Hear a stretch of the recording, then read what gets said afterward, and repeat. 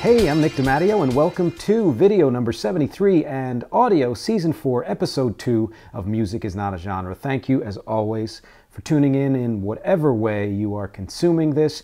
And always remember that you can get audio and video versions of these podcasts delivered right to your inbox if you join me at patreon.com/musicisnotagenre, as well as exclusive video and audio that no one else in the world gets.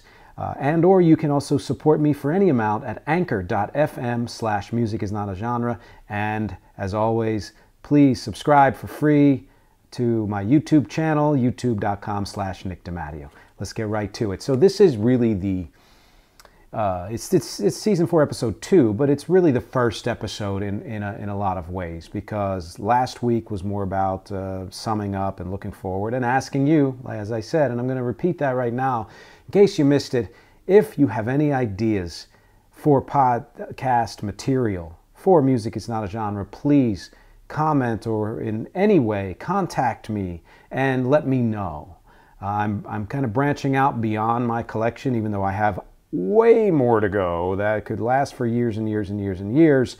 That shouldn't limit what we talk about. So if there's another band or artist or album that you feel deserves a full episode, or a style of music or anything like that, or musical concept or idea, let me know. As well as if there's anybody you think I should interview, let me know that. Or I'd be happy to talk about a music movie or music television show or music book, which I will be doing. I have some of those slated already for future episodes. So let's get right to this real first episode, episode 2. The title here is Red Hot Chili Peppers, The Califormulation of True Legends. You see what I did there? I had a lot of puns. I had one, by the way, these guys are true legends. Titles are fun. So this is kind of what I'm getting at here. First, let me give you a quick rundown of the way the podcast is going to go. In case you haven't been aware of Music is Not a Genre, I'm going to be talking, giving an opinion on how I think this band and their albums and their music fits into the world and what else it connects with. In this case, in every case, in every episode, I also connect it to music of mine and my band Rex Music, Rec, R-E-C.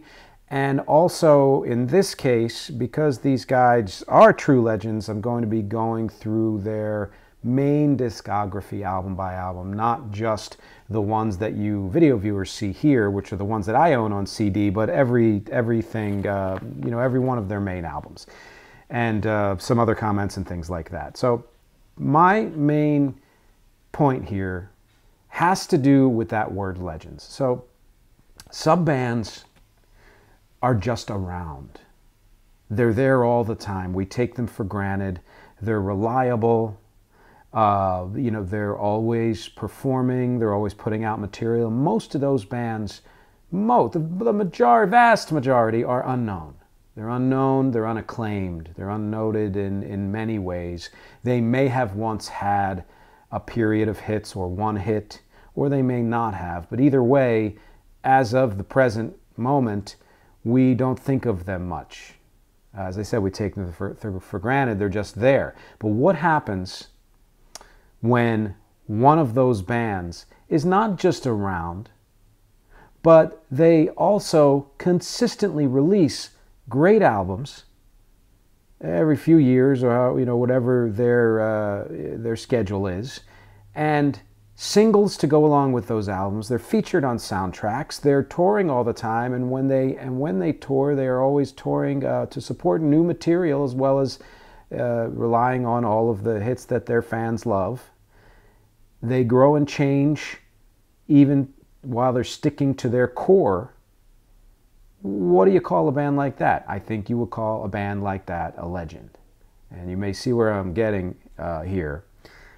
The bands that we think of as legends, the Stones, the Who, U2, even Pearl Jam, and I'm naming specifically bands who are still around, largely intact in their original form for the most part, and not just touring and still active, but still creating new music, however often they do.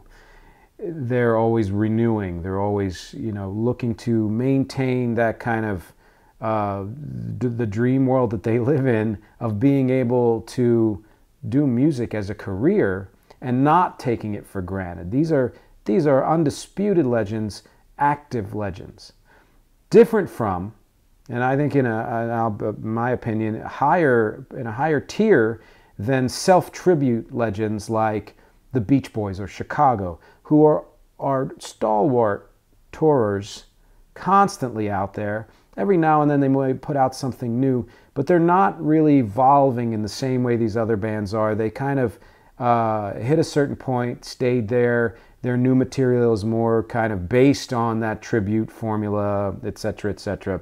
It's a homage to themselves, I guess you could say. Great bands, but they don't add anything new to the conversation. They stopped doing that at a certain point. And I'm also not comparing bands like the Stones, the Who, U2, Pearl Jam, etc., to bands like the Beatles or the Beastie Boys, who are also undisputed legends, but obviously cannot continue on the way they used to and have either completely stopped or fractured or whatever it is. Now, I would put the Red Hot Chili Peppers in a similar category to those first bands I mentioned, but with a special case. And this is the case I'm making here. They're always around. We may forget them.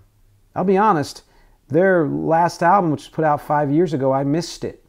And I regret that I missed it. I'm glad I've heard it since then. I just recently listened to their entire chronology. And their discography. I do my chronologies, which also included some of Furciante's solo work, and I'll talk about that later. But they, have been around in a way that's not just they're out there touring and kicking ass, but every few years they put out an album that's just good, if not great, if not epic. And yet we don't talk about them. We actually take them for granted. We think of them, I think they're in league with the Stones and U2 and Pearl Jam and all of that. But we think of them, I think, as those same kind of penis sock wearing partiers who don't really take themselves seriously. It's amazing how that was so long ago. It was like 3 decades ago, and there are so many of us, when we hear that name, Red Hot Chili Peppers, we still think of them that way, and in only that way, and thus may not consider them to be worthy of legendary status or what have you. And I would even I'd put Green Day in that same category, and Green Day has put out epic stuff, and their last album was amazing, and they've been around for well over over 30 years.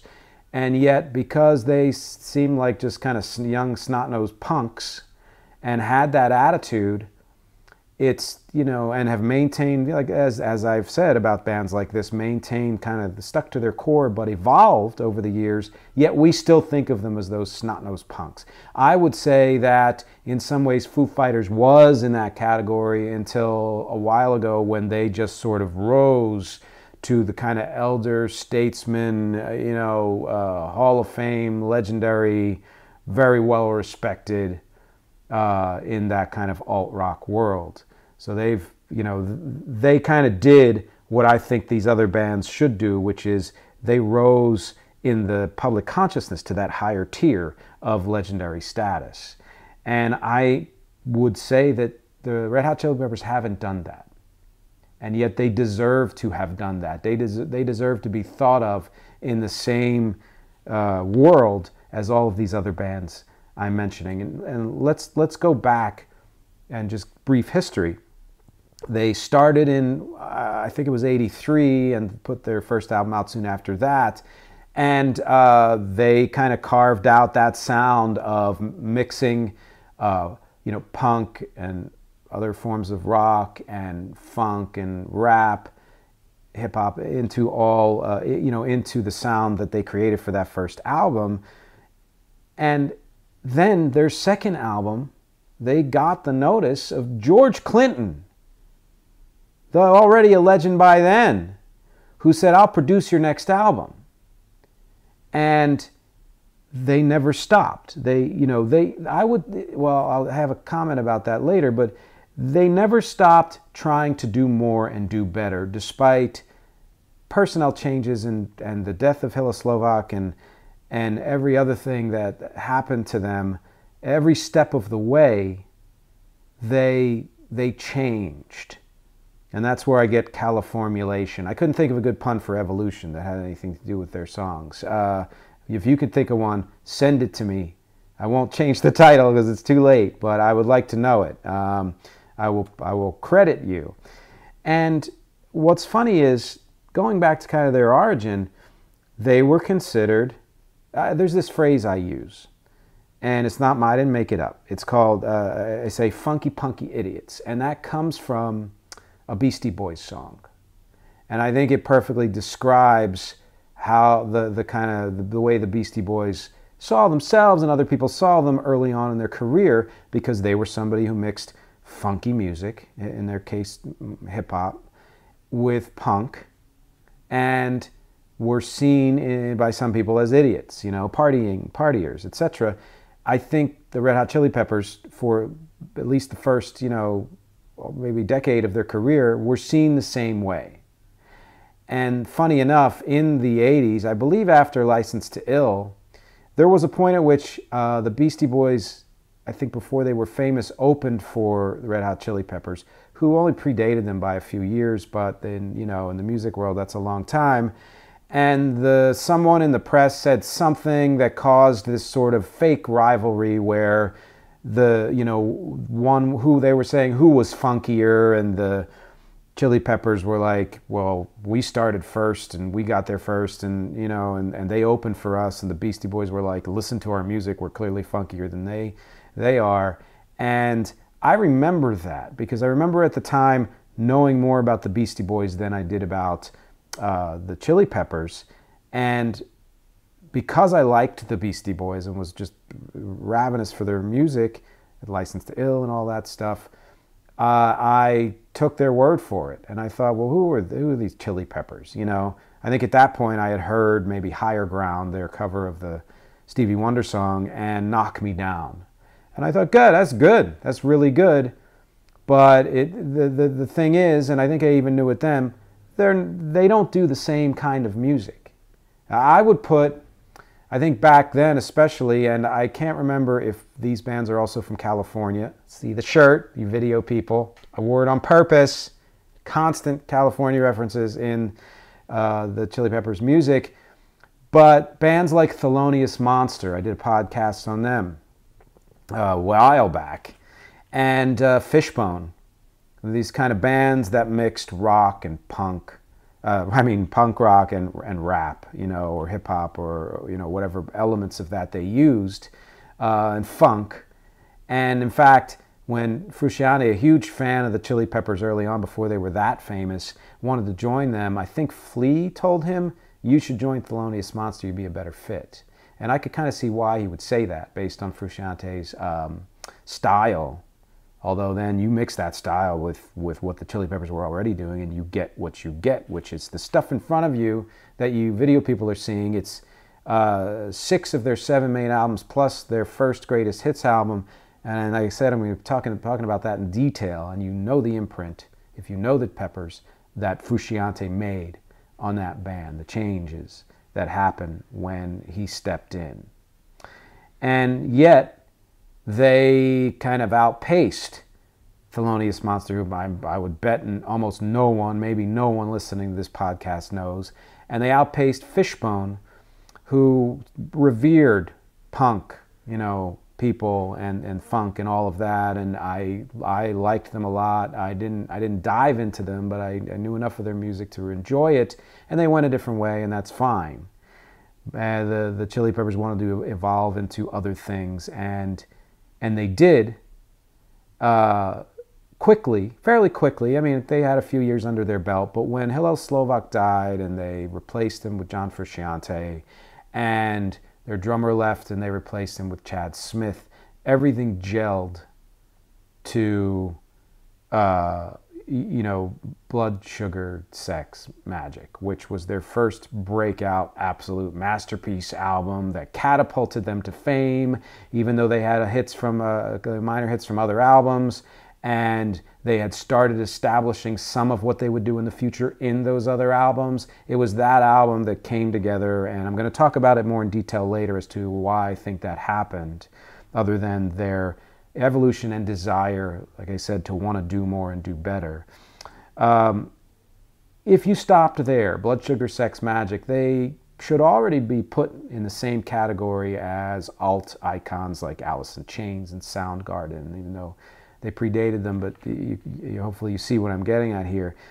But they didn't stop there. You know, they put out another album, and then after more than 15 years of existence, what do you get? You get Californication. You get By the Way. You get Stadium Arcadium, and I think all of those are just masterpieces. That was just their second, let's call it a second peak or third peak. I don't know. I don't ever want to say it's a band's only peak, because you never know if they're still active what they might come up with next. Green Day has shown us that. Foo Fighters, bands like that. Even U2 showed us that when they came back with All That You Can't Leave Behind, you know, after, you know, a decade of decent hits, but not as big as Octung Baby. You never know, right?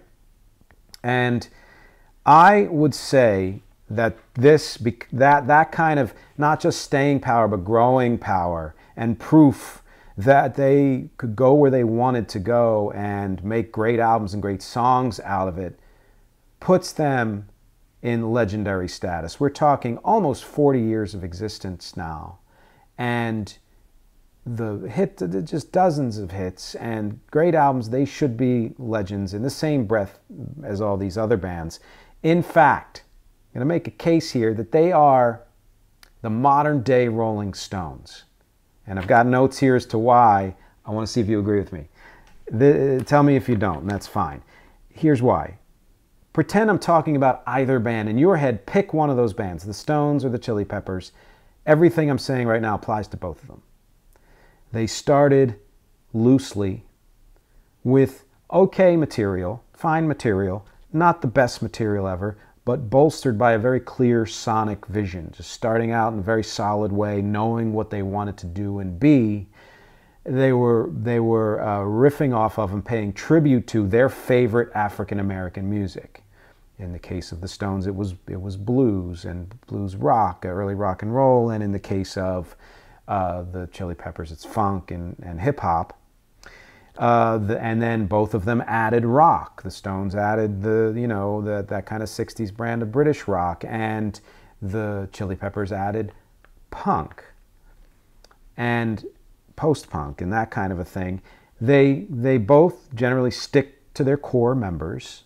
With the Chili Peppers, it's been those same three guys for over 30 years, and the Stones, you know, the same basic core members with some personnel changes, some deaths in both cases, and in the case of personnel changes with the Chili Peppers for the last 30 years, it's basically been watching John Furciante decide whether or not he wants to be a part of a band, which can be heartbreaking when you're taking the journey, but in hindsight is you understand it, and it's also kind of funny. And despite all of this, both of those bands always come back to the music. They're always planning another tour, and they're always putting out something new, no matter how long it takes. And in fact, I would say if Keith Richards and Mick Jagger had a baby with George Clinton and the Beastie Boys, you would get the Chili Peppers. So tell me if you think I'm wrong about them being the modern day Rolling Stones. You would have to be in touch enough with the fact that hip hop is as important as the blues to understand that. And I'm sure there are plenty of people who do. I'm not saying I understand any better than anybody else. I'm just saying that's kind of where I'm coming from. The Chili Peppers were a huge influence on me. Not every band I talk about is. Some were more minor, some not so much. But they were, because of their mix of music, the not just rock, punk, pop, certainly power pop, hip hop and rap, funky stuff, psychedelic music, psychedelic elements to the music, multi-layered harmonies. Those are all things that are a part of their music and a part of my music. I remember once a way back when I was putting together a bunch of different bands, and this I think was even before I renamed myself Rec, when I was just going by my name Nick. I had to find a replacement drummer. I had been doing a string of gigs here in New York City, and my regular drummer couldn't do it. And that replacement drummer wasn't as familiar with the music. And even back then, the thing I said to him was, well, if you're not sure, how should you approach it? Just kind of a shorthand. I said to him, when in doubt, make it funky. And you could say that that's pretty much the case with everything I've ever done. It has some element of funkiness or syncopation. The way I produce things, that's also evident. It's not just about dance. It is about that kind of syncopation. It's about that kind of feeling of movement and offbeat things that kind of defy expectations or make you want to move. Also, I have been in love with the bass for the last decade or more, and I'm in some bands where I play bass primarily and sing. And so when I realized that bass was just a very natural instrument for me, I started composing things more often with bass as a part of them. As a matter of fact, even before I knew that bass was a thing, I felt akin to it. And here's some songs of mine that you can find on SoundCloud. I think my SoundCloud is /rec or /rec area, it might be, but you check that out. Title from my 95 EP, Standing There. Your Sister, absolutely. Behind the Shadow, Sense of, On the One from Metrogrand Sessions, and Come a Little Closer from that same album. I'm Gone and Stop It and Some Things Happen from from Parts and Labor, which I would say of any is the most representative of the Chili Peppers' influence on me. And those three songs in particular, I'm Gone, Stop It, and Some Things Happen. Listen to that album. I put the link below in the text. As always, the link above is about the Chili Peppers. The link below is something of mine, and it's that album, Parts and Labor, on my Bandcamp page, recarea.bandcamp.com. That's the album to start with, I think. Never Tell, Love in Stockholm, and When It Comes, From Distance to Empty. Different people, big time. That has, I think, 3 or 4 bass tracks that I mixed together. Just shows how much I love, bass. Xmas, also from that same album, The Sunshine Seminar. The stuff I put out in the last year. Scroll Out, my cover of the Guess Who's New Mother Nature. The Accumulate, very psychedelic, funky alt-rock. Real Life starts with a bass solo. Make Me Break Like Every Day has a more of a funky soul feel, but it's akin. All of Syncope for the Weird, where that song comes from, and I would say almost all of Synergy for the Weird. All this stuff's on my Bandcamp page, recarea.bandcamp.com. It's also on Spotify and Apple and Amazon and every single Deezer, Tidal, and every single other streaming service you could possibly think of, even Audius. And, as I said, layered harmonies and things like that. Those are just a few of the songs where you can hear the influence of this amazing band. Are you a Chili Peppers fan at all? Before I get to the discography, let me ask you these questions. Did you follow them for part of their career, maybe when they had their first hits in the early 90s, or maybe when they came back a decade later or so? Did you lose touch at some point, like I apparently did in 2016? Or have you stuck with them throughout their journey? Whatever the answer is, which period of theirs is your favorite? Did you feel like they sold out for Blood Sugar Sex Magik? And I am somewhat laughing at that. Did you feel like that was their greatest period and their later stuff was too contemplative or plotting or whatever? I'm not saying I agree with that. I've just heard other people say that. Do you know of other bands who are not as universally well known, but should be, who deserve that legendary status. I would say a close one for me would be Fountains of Wayne, also Matthew Sweet, but that's my personal opinion. I'd like to know if there are bands that you know of who should be legends, who should be thought of as legends, because as always, I want to know your opinion. I want to know what you agree or disagree with, and let's get to the discography. It's we've already got a mammoth, dare I say, legendary podcast episode here. I'm going to blow through this. So their first album, which I don't have because I didn't know about them at the time, I think it was '84, called the Red Hot Chili Peppers. Again, great start, established many of their core elements. There's some fun songs on there. I don't think there are any legendary songs, but it was great enough that George Clinton said, hey, I'll produce your next album, Freaky Styley, which really established them as somebody to be contended with, if not actually, well-known or famous or successful at the time. They did a Sly and the Family Stone cover, If You Want Me to Stay, which I thought was really good. I love that they did so many covers early on because they did great jobs with those covers. George Clinton suggested that they do a cover of the Meters song, Africa, but change it to Hollywood because he said Hollywood was their Africa. And, other people from that family and George Clinton and P-Funk and all that worked with them. And then they moved on to the Uplift Mofo Party Plan, which I think was the apex of their early style, that kind of loose, funky, punky, mostly rap. It was when, Anthony Kiedis finally started to feel maybe slightly more comfortable with his singing voice, not completely comfortable, but enough to do more singing. And, Furciante joined at that time as well, so that really started to help things gel. Oh, no, I'm sorry. I skipped ahead. Scratch that. I'm not going to edit it out. You people can yell at me. That didn't happen in Mofo Party Plan. I can't see my own notes. Behind the Sun is from the Uplift Mofo Party Plan, and I think that's their first truly awesome original song. And I knew of it later on the album What Hits, which I'll talk about in a second.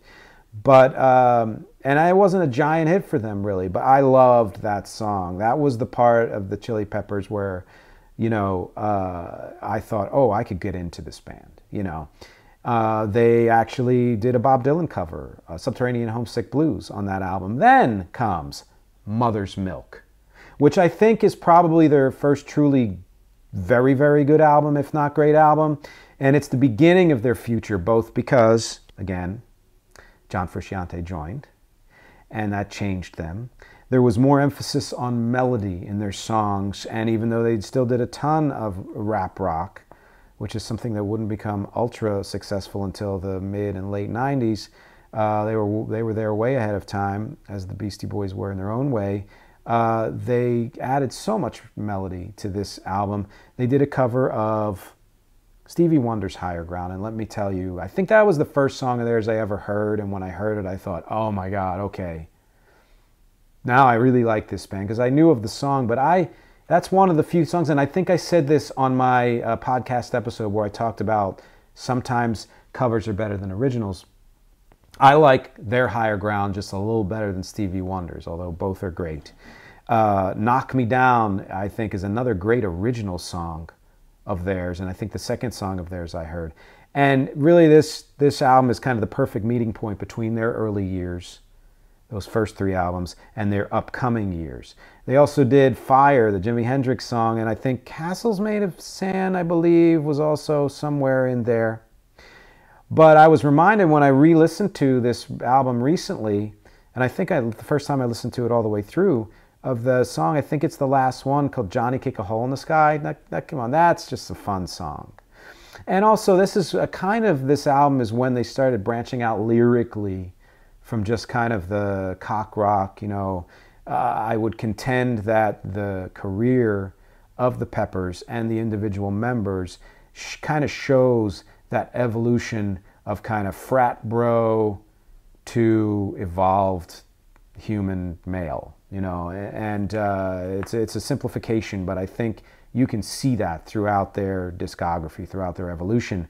And then, of course, we have Blood, Sugar, Sex, Magic, their first masterpiece, which catapulted them, that showed even more range. And you have, you know, Give It Away and Suck My Kiss and of course, Under the Bridge. But my favorite from that album was Breaking the Girl. It was kind of like Soundgarden's Black Hole Sun, where they did something slightly offbeat, different, psychedelic, and I knew enough of their other stuff to like it, but when they did that, I said, oh, these guys are serious. I don't just want to hear more, I want to get into them. That's when really they attached themselves to me for that song. It was that song. In the same way, Even Flow made me want to listen to Pearl Jam. Also, this is the first album that Rick Rubin produced of theirs, and it's a funny connection since Rick Rubin produced, you know, the Beastie Boys' first album, so that kind of came around. They asked Rick Rubin to do an album before, and he said no because he didn't want to get involved with people who were so into drugs. And boy, did he change his mind, because he ended up producing 6 of their albums and has already, I believe, produced a 7th, which I'll talk about in a minute. But yeah, Breaking the Girl, I would say, was my favorite of that. And then they released What Hits, which is a perfect time for them to stop. After a big album like that, you have to stop, take a breath, and retrospective for yourself, but also for the fans. And that, I think, if you don't know this band, I'm going to point to it for you people. What Hits? Go to that album, because not only does it have their early hits and semi-hits, it also has some other stuff like Johnny, Kick a Hole in the Sky, and things that show more of a, I guess, complete picture of their first 10 years of existence. Great album to start with, I think. Then they pivoted again because Furciante needed to leave, a lot of pressure, and he had drug issues. And he did some very interesting solo stuff. I'll talk about that in a second. And they did the album One Hot Minute, which I don't think is a lot of people's favorites, but I would say is probably in my top 3. I would say is almost definitely in my top 3. I prefer their stuff with Furciante, but Dave Navarro did a great job of bringing that more kind of, you know, he says he wasn't into funk, but, you know, Jane's Addiction had that kind of alt-funk feel to them in many ways anyway, and so he brought that there, and some of that new stuff really forced them to expand, which they probably would have anyway, but you don't know. And so the fact that they were kind of forced to expand kind of pushed them in a direction that they, you know, that of evolution that they would continue to, you know, do in the future. And that song, Aeroplane, with the one with the kids singing at the end, I'm just thinking of the song, now it's stuck in my head. Look up the song, any one song from stuff before Californication, look up Aeroplane, because that's not on What Hits, because it came after, and I just think it's something that you should listen to and probably enjoy. And people probably thought by then, and certainly in the mid to late 90s, that okay, they had their run and they're done and they're going to be a band that just, you know, does what I said about the other bands at the beginning of the podcast. They just tour and nobody pays attention to them. And then they put out Californication, which I think is the album that established both their staying power and their timeless talent. There were things that they did in there that they hadn't ever done before, and yet still, again, stuck to their core. They had even more lyrical range, more sonic range. And even though, and I think this is a lot of people's favorite album of the Peppers, that, you know, I think Around the World is from there, Californication certainly. I think they had 4 or 5 hits. My favorite from this album, though, is Scar Tissue. It's something that I cover acoustically and everything. And I will say that I like the album, and I like what they did with it. I certainly liked it when I bought it. You see it right here. But it's not in my top 3.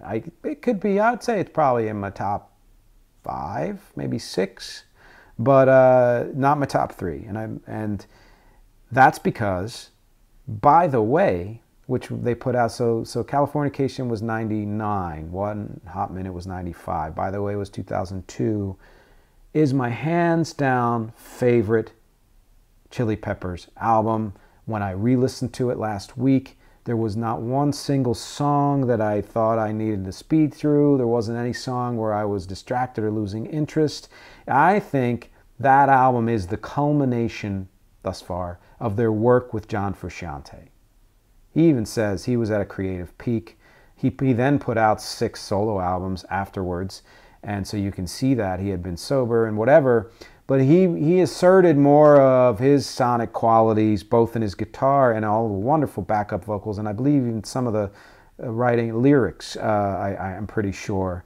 And to me, it fulfilled the promise of Californication. Californication said, oh, we're doing something new and different and better and still the same and everything else in between. And by the way, said, now we're going to do it and do it even better than that. We're going to do it to the absolute utmost. And I think it holds together best of any of their albums. And my favorites there are, by the way, Can't Stop. Listen to the lyrics of Can't Stop. There's just something about it that gets to you. Universally Speaking is a hidden gem. The Zephyr song as well. I Could Die For You. Beautiful. Just listen to it. You wouldn't have thought that the Chili Peppers could have done that in the 80s for sure. Maybe not even the early 90s. Minor Thing. Another hidden gem. And then, 4 years later, in 06, comes Stadium Arcadium, and it just blew the pants off of everybody. Again, a mega, mega hit. I think they might have won Video of the Year or something for Danny California, which is an awesome video. And I love that song, and the band I'm in now covers it, and I enjoy that. My other favorite song from that album is Tell Me Baby. I like a lot of the songs from the album. I think it's an amazing album. I think it's probably quality-wise as good as Californication, and by the way, and Blood Sugar Sex Magik, in a different way, of course. They added power pop, which I'm a big fan of, and I do a lot of. So I get that. And the band, and the two guys that I play with, two of the guys I play with in the band, I think it's their favorite Chili Peppers album. I understand that completely. I think it's sprawling in the way that a White Album is, sprawling in the way that a few years later when Green Day put out 3 albums in a year, Uno, Dos, Tres, that kind of a thing. And generally speaking, I actually love that. I'm not a person who says White Album would have been stronger if it was just a single album and cut the fat. I'm the kind of person who's like, if an artist wants to go wild like that, the way Furciante did, releasing 6 albums in a year, or the way I did last year with Rec, releasing 5 albums in a year, do it, because nobody is out there who can tell you that you can only stay in one lane, or that an entire album has to sound one way. If it does, that's great too. I think that's an artistic choice. But if you're forced to do that, that sucks. So any band that branches out from that and says, nope, I'm going to do what I do and do whatever I do, no matter if it fits or not, I think in a lot of ways Stadium Arcadium is that album for them. A few years later, after that, Furciante left again. Second time he left. And they did I'm With You, which is up here. So I'm already up to the last one that I bought. Because as you know, I stopped buying CDs in 2011 or something like that. And that's when Josh Klinghoffer, a friend and co-worker of Furciante, stepped in and gave it more of kind of an alt-rock feel, brought out new things. There's a lot of strong stuff there. I remember really enjoying the album for its more intimate qualities, I would say, and there's, again, a little bit more of an evolution there. It's not in my top 5, but it's something, if you like some of the other ones that you listen to, absolutely would recommend listening to that too. And then comes The Getaway from 2016, which again, sadly, I missed when it came out. What was I doing in 2016? I'm With You was the last album that Rick Rubin produced. And it's just, Rick Rubin, as a producer, he's hit or miss for me. There are some things he does where I'm like, oh my God, like with the Chili Peppers, or the Beastie Boys. Perfect, amazing, probably the Johnny Cash stuff, I would even say. But then there are other times where I'm like, he didn't really do much. Now, I know that's his vibe. It's like, let the music speak for itself, let the band speak for itself. But sometimes, for me, sometimes it works, sometimes it doesn't. I think it always worked with the Chili Peppers. So when they switched, primarily because of, Klinghoffer not really getting along with Rick Rubin, but other reasons too, and used somebody else for The Getaway, I think in some ways the music suffered. And I'm not saying it's it's worse qualitatively, but I think sonically it doesn't necessarily capture their spirit in the way Rick Rubin can. And here's the thing, the producer for that was Brian Burton, aka Danger Mouse, and you know he's somebody that I like because I did an episode on the Grey album of Danger Mouse, and I love his vibe and what he does. At the same time, I think as a producer, he's also hit or miss for me because for the same reason. There are times where his minimalism is perfect and other times where it maybe doesn't do enough. For me, this is my opinion. Please disabuse me of that opinion. Like I said last week, I'm open. I'm willing to have my mind changed. But it did prove, I think, to me, two things. One is that the Chili Peppers were still putting out great stuff. And two is that they put out even better stuff with Rick Rubin. Which, I'm saying this because, and even my friends who are huge fans of the Peppers didn't know this, not only did Furciante decide he wants to rejoin, which I think was a couple of years ago, was the announcement, the Chili Peppers. So that'll be his third time joining.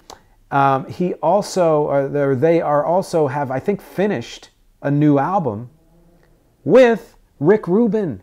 He's back for the 7th production with the Red Hot Chili Peppers. They expect that album to be released later this year or early next year. I say the sooner the better. I'm super excited for it, especially after diving into all of their other albums. I am so excited that they have put new material out. It doesn't surprise me because all those guys are, you know, they're doing it for the love of the music, and they're doing it knowing that they got to a place where they've, you know, matured and sobered up in ways that have made things even better, made music even better.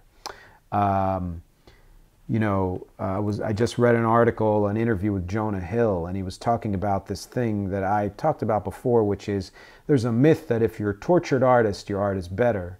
And anyone who's ever been inside of that or been with tortured artists know that great art doesn't come from that. Great art comes from what you do with that, and usually comes in moments of clarity. Jim Morrison and the Doors had great moments of clarity earlier in their career, and when he became just a drop-down drunk, everything suffered. So that manifestation of torture through drug abuse or alcohol abuse or whatever else, or severe depression even, does not make great art. It's a myth. You don't have to suffer for your art. If you use your suffering in your art, that's wonderful, but you don't have to suffer for your art. And I think as they learned that, there's a gratefulness in their music that you get through their lyrics and through their just continuing to do and to do well. That's really exciting to me. Quick note about John Furciante. There's somebody who does not let anything stop him from trying to bring out what's in his head. His early albums were so experimental that sometimes they're off-putting. I likened it to, if you can imagine Yoko Ono's solo work, but if she were on heroin. That's pretty much how it sounds. Some of that stuff is just very compelling, and some is, you should probably also be on heroin if you're listening to it. But what it did was, it informed so much of his later work to the point where, even as early as 2004, the stuff he started to put out was more solid, but still so diverse, and still had such interesting elements to it, and still was experimental in its own way. So you combined, the way I like to do sometimes, those experimental elements, but within a very solid, strong structure and you know, performance, that what you come up with is quite unique. And yet what's interesting is that period, which is as far as I've gotten, admit that now, I haven't listened to all of his solo stuff, and I plan to finish that in the next week or two. That period, though, in 2004, to me, vocally and in certain qualities of his music, especially on 1 or 2 of those 6 albums he released that year, reminds me of Matthew Sweet. And it sounds like if Matthew Sweet had stuck to evolving as an alt-rock artist, and not kind of gone more into the kind of classic rock, the Byrds kind of feel, 70s rock kind of thing, I think he would have become kind of similar to the way that some of John Furciante's work sounded, which is just interesting to me. It's a connection I hear. I don't know. My son told me yesterday that I hear connections that other people don't hear, and he's probably right. But that's why we're having this talk, and that's why I always want to hear from you, because you may hear things that I don't hear, or you may agree with something I hear and say, I'm glad somebody finally pointed that out. And either way, I want to know what you're thinking, because as always, my objectives here are music, conversation, and connection. Thank you for watching and listening and clicking and subscribing and joining me on Patreon and on Anchor and in any other way that you are here with me. And I'll talk to you next time.